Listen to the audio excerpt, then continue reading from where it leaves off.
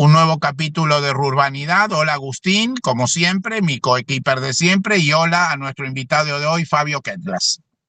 Bueno, un gusto, Mariano, un gusto, Agustín, conversar con ustedes. Permitime que haga una breve reseña de los años que nos conocemos, Fabio, que son muchos y que se iniciaron en un evento hortícola en Santa Lucía, Corrientes. Si no me equivoco, vos venías delegado por el CFI o ya estabas a cargo de la Casa de Corrientes en Buenos Aires, y yo fui para hablar de horticultura y pegamos onda. Son muchos años, ahora me vas a ayudar a recordar cuántos son. Fue en el Luego de 2002, eso, fue en el 2002. 2002, más de 20 años. Luego de eso seguí tu formación profesional, política, te fuiste a Barcelona, te fuiste a Bolonia, dos ciudades que para nosotros, para los horticultores, son importantes. Ya vas a contar seguramente vos por qué. Tu formación en desarrollo local, tu tarea como legislador, creo que ya va por tu segundo mandato. Y bueno, una y otra vez nos encontramos hablando de mi tema o el de ambos. En este caso vamos a tratar de salir un poquito de horticultura y hablar de bioeconomía, ciudades y periurbanos en general. ¿Qué podrías decirnos como introducción a este tema tan grande? No, bueno, el primer tema es, el punto de base para mí es entender de que el hombre administra la espacialidad de conformidad a las necesidades de su tiempo. Y eso tiene que ver mucho con la información de la que dispone, o sea, con el conocimiento disponible y con las posibilidades tecnológicas de cada era, digamos, ¿no? Entonces, voy a tratar de explicitarlo para un oyente que no es experto, ¿no? O sea, un día nos enteramos de que un bichito que no logramos ver a simple vista, pero que sí lo vemos en el microscopio, nos puede enfermar, y que la forma de evitar el contagio de eso es abrir ventanas para que circule nadie en la casa, y entonces en el código ponemos que es obligatorio poner ventanas. O sea, la forma en que nosotros administramos nuestra relación con el espacio está vinculada a nuestras necesidades de época. Y en ese sentido, el paradigma en el que nosotros estamos viviendo es el paradigma de las ciudades organizadas para el desarrollo económico de tipo industrial. O sea, las ciudades de la aglomeración de recursos, la administración logística del espacio preparada sobre todo para la industria, la separación de las actividades incompatibles, el hábitat con la producción industrial, la gestión de los residuos, etc. Todo indica que ese paradigma de ocupación territorial está en un momento de estrés. ¿Por qué está en un momento de estrés? Porque así como estamos viviendo un tiempo postindustrial en muchas materias, en términos de organización espacial, también estamos viviendo un tiempo postindustrial que yo interpreto que podríamos decir postmetropolitano. Porque las redes, este podcast lo ejemplifica bien, las redes de comunicación e información permite, digamos, establecer criterios para el uso del espacio, para la gestión de los recursos, etcétera, distintos que cuando no existía, obviamente, Internet, o que cuando no existía el telégrafo, o lo que fuera. O sea, hay una dinámica de uso de la información que tiene un impacto espacial decisivo. Y eso está haciendo en todo el mundo, está generando en todo el mundo formas de gestionar la espacialidad, que todavía no está consolidado, pero no decisivamente idénticas a como era hace 100 años. Y en eso hay una revalorización de aspectos que el mundo metropolitano, que el mundo industrial de había de alguna manera desplazado, ¿no? Como la cercanía con la naturaleza, la relación espacialidad y salud, la relación entre, bueno, la intensidad de la vida urbana, ¿no? O sea, uno tiene que vivir en una ciudad de 50.000 habitantes, no es vivir una vida en el medio del campo, digamos, ¿no? Pero poder modular la intensidad de la vida urbana y vivir en una ciudad de 50.000 habitantes con el 98% de los servicios que se viven en un área metropolitana, etcétera. Ese es el tiempo que explica que existe un podcast como este y que haya gente que esté pensando, che, hay un lugar transicional entre el mundo urbano tal cual lo conocemos y el mundo rural tal cual lo conocemos, y lo llamamos rurbano. Pero en realidad es el nombre que le damos, yo creo, a un enorme movimiento de reconfiguración del espacio, que en términos geopolíticos se llama globalización, pero que en términos urbanos todavía no tiene un nombre claro. Vamos a aprovechar un poco la profundidad de tu pensamiento y permitime que yo haga un poco de verdulero en este diálogo o de Chansey Gardiner, mirando todo desde la frutihorticultura y vos me vas a sacar de la minucia y llevar al pensamiento más grande.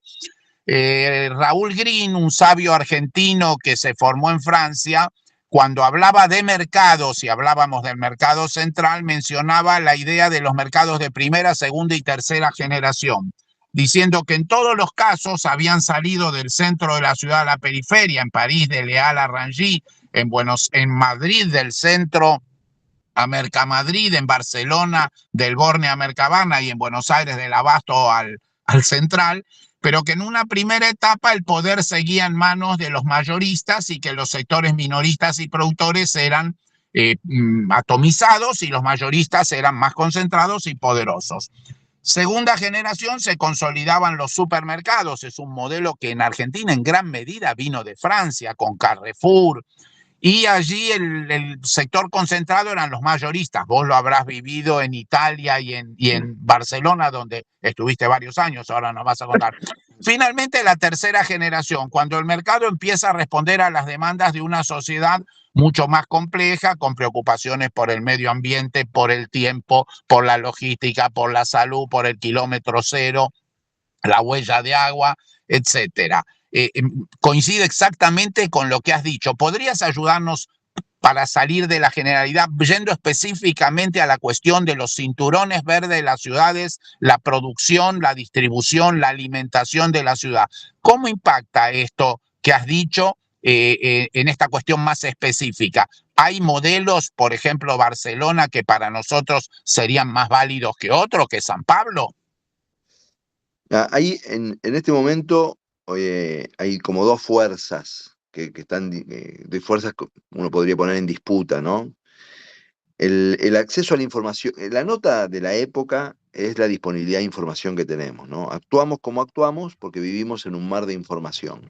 De hecho, si uno podría decir cuál es la virtud del hombre de la época, así como la valentía lo era en el medioevo, es poder discriminar qué es una noticia, qué es una fake news, digamos, es la gran virtud de contemporánea. Vivimos en un mar de información y en ese mar de información nos hace tener distintas preferencias con muchos más elementos de juicio que hace 10 años, 20 años, 30 años o 50 años. Y eso ha impactado en el consumo. Entonces sabemos que la palta de no sé dónde tiene más vitamina E que la palta de no sé cuánto y vamos y la buscamos. Y esa información, ese conocimiento, te aviso que el ron de Dominicana es mejor que el ron de no sé cuánto, es el que ha globalizado un montón de conductas, digamos, ¿no? Entonces hay una fuerza que produce, que va en la dirección de información circulando, integración de mercados, logística indispensable, enormes volúmenes, etc. Y hay otra fuerza de personas que dicen, si eso sigue exponencialmente así, la biosfera no lo va a poder aguantar. No hay en el lugar que se produce esa palta, hay que desmontar para seguir produciendo esa palta y eso es un riesgo, y etcétera, etcétera. No hay forma de incorporar al precio los riesgos futuros de ese modelo y entonces el balance de eso hacia el otro lado es consumamos lo que está a 50 kilómetros de distancia nuestra, como fue toda la vida, acomodémonos a los ciclos circadianos, valoricemos las relaciones de proximidad, etcétera. Esas dos fuerzas conviven hoy en la sociedad, digamos, ¿no? Y son dos hijas del mismo proceso, digamos, ¿no? Tanto la que está dominada por el mercado, las transacciones, los precios, la información libre, etcétera, como que con la misma información advierte riesgos, establece normas regulatorias, propone una vuelta a la vida, digamos, de alguna manera aldeana, etcétera, etcétera. La gestión de esa tensión, sí, en base a la verdad, a los intereses, una perspectiva adecuada, porque claro, los mercados integrados, etcétera, bajan precios, permiten conocer cosas nuevas, o sea, tiene un montón de noticias favorables. No es solo desmonte y emisiones de carbono, digamos. Entonces, El mundo vive en esa tensión, que lo expresa muy claramente la tensión entre Agenda 2045 y discurso libertario, por ejemplo, ¿no? Ahora, eh, lo que reflexionamos sobre esto tenemos que ayudar al mundo a construir una síntesis no solo por una cuestión de moderación o por un escenario conflictual, sino porque existen elementos de verdad en las dos fuerzas, digamos, ¿no? Los mercados integrados le han mejorado la vida a muchísima gente, han disminuido los niveles de pobreza en muchísimos lugares, han generado un montón de cosas positivas, digamos. Y a su vez, los riesgos no son tampoco riesgos fantasiosos, son riesgos reales, digamos, ¿no? Entonces, estamos en un momento parecido al de la revolución industrial en su momento. Entonces, porque siempre decimos, uy, la revolución industrial fue buenísima, no sé, apareció el ferrocarril. Bueno, el ferrocarril debe haber matado un montón de gente. Ahora, le salvó la vida a mucho más gente que la que mató, por supuesto. La revolución informacional, que es la que está, digamos, reconfigurando el territorio global a escala planetaria, también tiene una tensión que se debe ser políticamente administrada y con una visión informada. Vamos a darle un segundo la palabra a Agustín porque, en fin, vos hablas de cosas trascendentes y a mí se me ocurren cosas un poco más microscópicas. Agustín nació en Francia y decidió venirse a la Argentina. Es mucho más joven que nosotros. Nosotros ya somos adultos con hijos, en mi caso abuelos, y Agustín es un joven. Decidió venirse a la Argentina, pero evidentemente en su formación escolar, universitaria, participa de esta generación muy informada, muy bombardeada. Agustín, ¿querés contarnos un poco qué te fue pasando a vos que decidiste venir de la Argentina, de Francia a la Argentina? Y en alguna medida, ¿qué estás viendo acerca de esto que plantea Ketlas? ¿Qué ve un joven? Vos sos más o menos de la generación de Uma Thurman, ¿no? Sí, sí, un poquito más grande, pero ahí de la misma generación, y me parece súper pertinente cómo lo plantea Fabio, porque justamente hay que mirarlo de frío, ¿no? Es el impacto que tiene nuestra actividad en la biosfera. A la biosfera no le importa, o sea, se adaptará a cualquier cambio, estemos nosotros o no, el ecosistema sigue, se adapta y continúa. Entonces, el problema no es realmente qué le hacemos a la Tierra, porque a la Tierra le chupa un huevo, o sea, es cómo esto afecta la estabilidad de nuestra sociedad y mismo nuestra existencia va a perdurar. Seremos más desarrollados, menos desarrollados, pero seguiremos existiendo. Entonces, es decir, el cambio climático o la baja en la biodiversidad tiene un impacto en qué tan estable es nuestra sociedad y qué tan bien y qué tan cómodos podemos vivir. Entonces, si la solución o la alternativa al cambio climático también va a generar una inestabilidad de nuestra sociedad, no es la solución, porque la idea es mantenerla, ¿no? Agustín, ¿le No, recordás para que Fabio piense algo, ese autor francés que vos seguís que Sí. dice que si hacemos el reduccionismo del consumo, en realidad eso nos va a llevar a violencia y guerras? ¿Cómo es esa idea? Claro, el Jancovici es también un pensador, es un ingeniero francés que está a favor de la energía nuclear, es decir, ese es su foco principal, pero menciona eso, que si bien él se considera un ecologista, dice si la alternativa ecológica real es dejar de consumir, con más población va a significar menos recursos para distribuir a más gente, entonces inevitablemente más violencia, más conflictos, bueno, como se vio durante la primavera todo árabe. indica, todo indica, nosotros hasta hace 10 años, cuando se hablaba de demografía, que está por detrás de todo lo que estamos hablando, el mundo vivía una situación, comillas, de explosión demográfica concentrada en tres grandes regiones, que eran India, África y América Latina.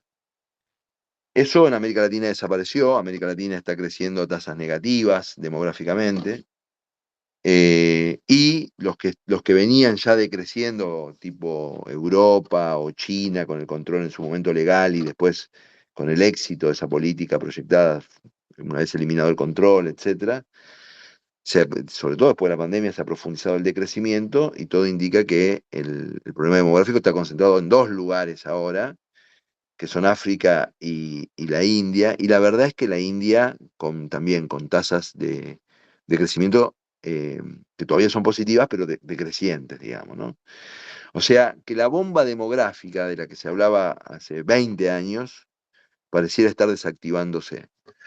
Si esta tendencia se consolida, todo indica que no solo se consolida, sino que se profundiza, es probable que en 20 años la conversación ecológica sea más sobre el eje regenerativo, digamos, ¿no? O sea, el mundo va a consolidar una población de alrededor de, no sé, 8.500, 9.000 millones de habitantes, de ahí no estaríamos creciendo más y probablemente podamos estar decreciendo, y tengamos un debate que hacer, que es cómo arreglamos lo que en 250 años de vida industrial produjimos como daño, pero es otra agenda, digamos, no es una agenda predatoria, de controlar la predación, digamos, ¿no? De hecho, en muchos países del mundo, si las tendencias demográficas se consolidan tal cual están ahora, el caso de Corea del Sur, que es 0.7, el caso de algunos países europeos, etcétera, va a haber problemas en el mercado inmobiliario, bueno, el problema del sistema previsional, etcétera. O sea, estamos en otro escenario, no estamos en el escenario de hace 20 años. Ahora, es verdad que si vos tenés 12.000 millones de habitantes y tu propuesta es donde tenés 2.000 o 3.000 millones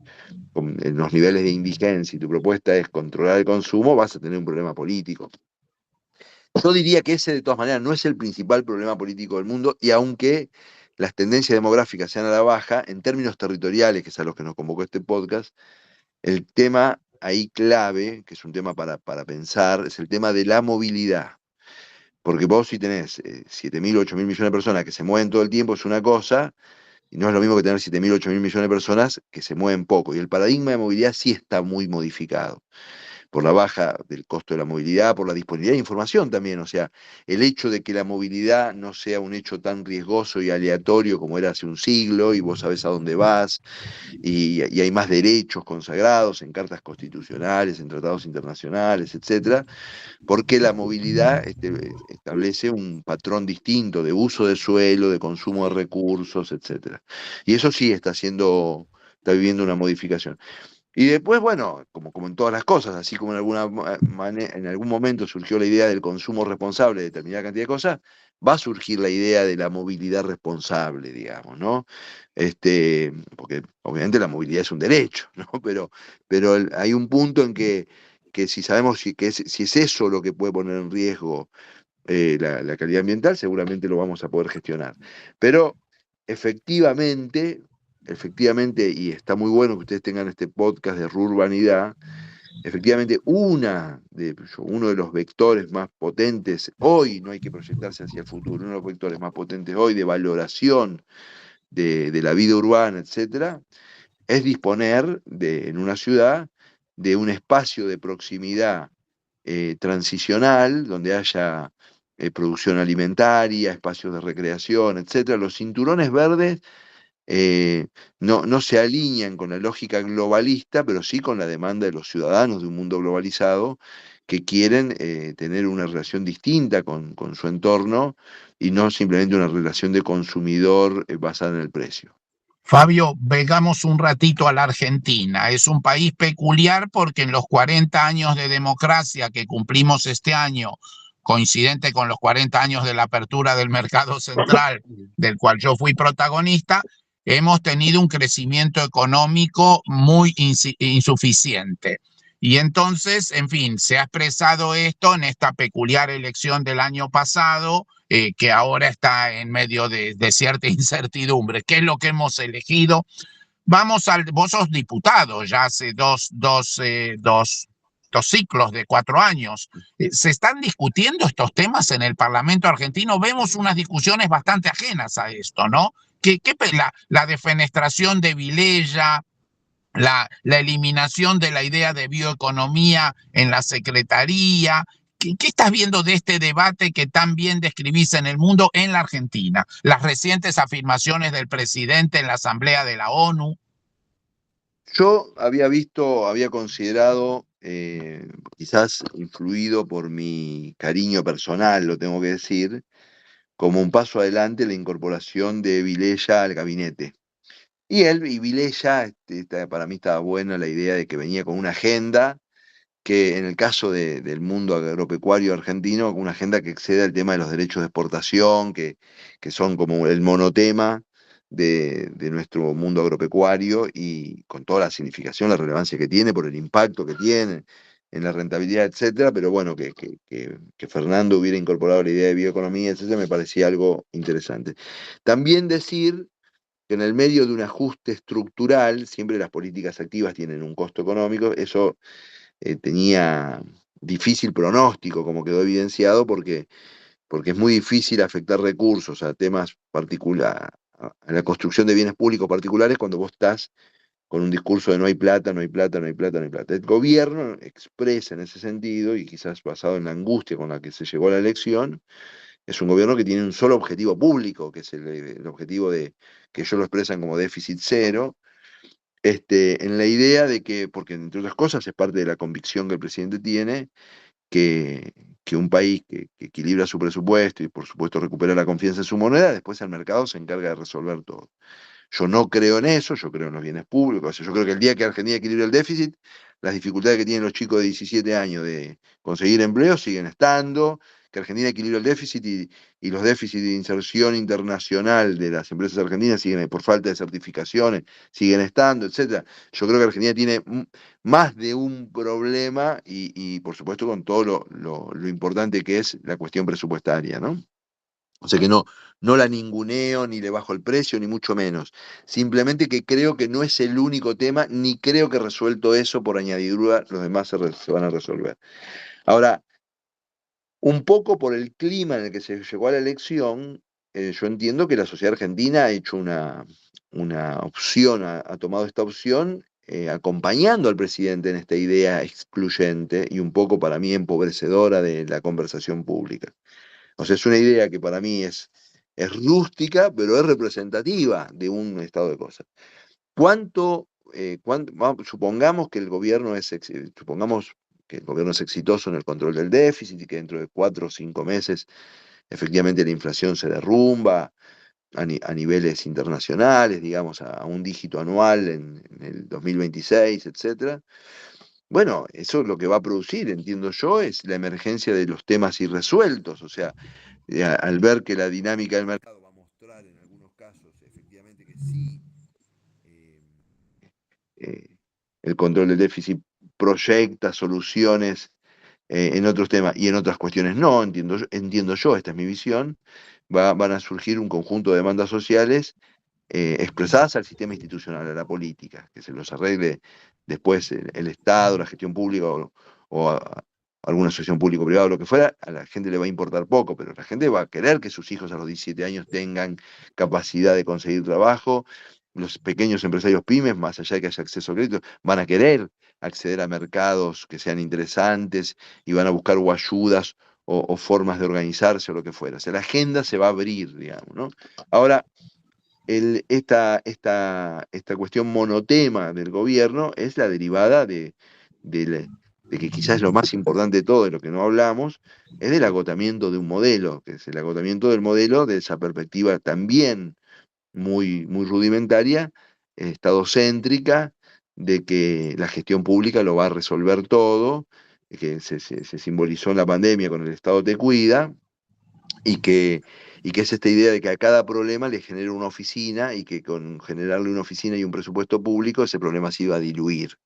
Eso se agotó, la gente se hartó de eso porque lo consideró mentiroso y reaccionó votando la opción de, digamos, de alguna manera polarmente contraria, ¿no? Entonces, como me estás mintiendo, tengo un Estado que se enfoca en una narrativa que me quiere decir que está todo el tiempo ocupándose de mí, pero yo mando a mi hijo a la escuela y mi hijo no aprende, o voy a la sala de primeros auxilios y no hay un pediatra, etcétera, etcétera. Frente a eso, voto a una persona que me dice el gasto público es una estafa, en algún momento, en algún sentido, la gente sentía eso también, y ustedes son todos unos ladrones, por eso son una casta, y bueno, Argentina está viviendo ese experimento, digamos, ¿no? Para mí es doloroso porque creo que también nos muestra como una sociedad que no ha podido, porque el aprendizaje no es reaccionar, el aprendizaje no es reaccionar espasmódicamente, es poder procesar la información que te da la realidad y con ella poder hacer una respuesta no catártica, sino que enfocada a las soluciones. Entonces, insultar a los políticos, etcétera, todo eso puede aliviar momentáneamente el dolor y la angustia frente a esa situación, pero no nos va a resolver nada, digamos, ¿no? Fabio, permitime que le haga un pase a Agustín por lo siguiente. Hablaste de un debate rústico, rudimentario, y Agustín es joven y es francés. Entonces evoco a mi maestro Laborde, que es el primero que me habló de que los argentinos éramos anarcocapitalistas hace muchos años atrás, que yo recuerdo que lo toreé porque le dije, bueno, según Guy Sorman, si no fuera por el queso y el vino, los franceses serían bastante parecidos a los yanquis. Se horrorizaron, estaba en Bergerac y casi me tiran a la vereda del restaurante bajo la estatua de Cyrano. Entonces Agustín, que viene de Francia, y que Francia también tiene algunos problemas, ¿no? Hay un monotematismo que es los inmigrantes y luego la situación política. Agustín, vos decidiste venirte a la Argentina. ¿Qué es lo que te gusta de esta sociedad rudimentaria en relación a una sociedad que parecería mucho menos rudimentaria que Francia? Bueno, es cierto que después es todo, hay matices, ¿no? Porque este discurso que lleva adelante Milei lo llevan adelante otros personajes también muy populares en Francia, pero bueno, hay como una masa crítica que permite que uno llegue y otro no, me imagino. Pero es cierto que si bien la institucionalidad hace falta y hace que la gente pobre o la gente que no encuentra la salida tenga una vida más agradable, vuelve también ciertos aspectos de la vida más molestos y trabados y, en fin, hay mucha más burocracia y menos libertad, ciertas libertades, ¿no? Se disminuyen. Y será algo de mi personalidad, pero en Argentina este lado medio salvaje, anárquico, a mí me divierte, ¿no? Donde las reglas no son claras y donde uno va navegando por este caos, no sé, a mí me atrajo, pero reconozco que para una parte muy importante de la sociedad no es positivo porque los sume un poco en la miseria, ¿no? Y en una vida molesta para ellos.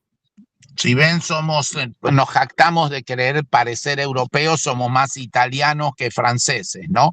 Le vamos a ir dando el cierre a Fabio para que esto no se haga larguísimo y tengamos ganas de un nuevo podcast. Fabio, enfoquemos un poquito más el objetivo y ya hablamos del mundo, hablamos de la Argentina, hablemos un poco ahora de algún par de provincias o ciudades en donde vos tenés experiencia y de lo nuestro, de la producción de alimentos en la periferia de las ciudades. Decía Sarmiento que la Argentina no necesitaba 1, sino 100 Chivilcoy, y vos la ayornaste diciendo que la Argentina no necesita 1, sino 100 Tandil.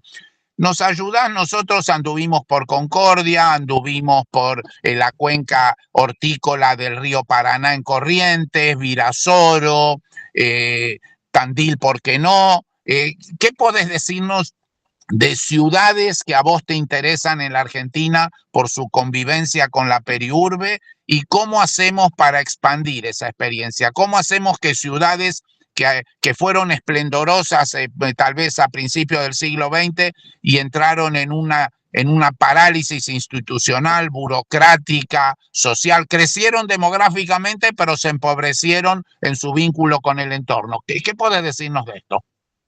No, yo creo que la Argentina y sobre todo, y acá auguro, si la Argentina, de todo este proceso que va a tener altos y bajos y que no sabemos cómo va a terminar, pero si la Argentina logra un consenso presupuestario en la idea de que la cultura política argentina incorpora la idea de restricción presupuestaria y eso hace que aún siendo ese espíritu salvaje del que hablábamos recién, de todas maneras tengamos moneda, crédito, etcétera.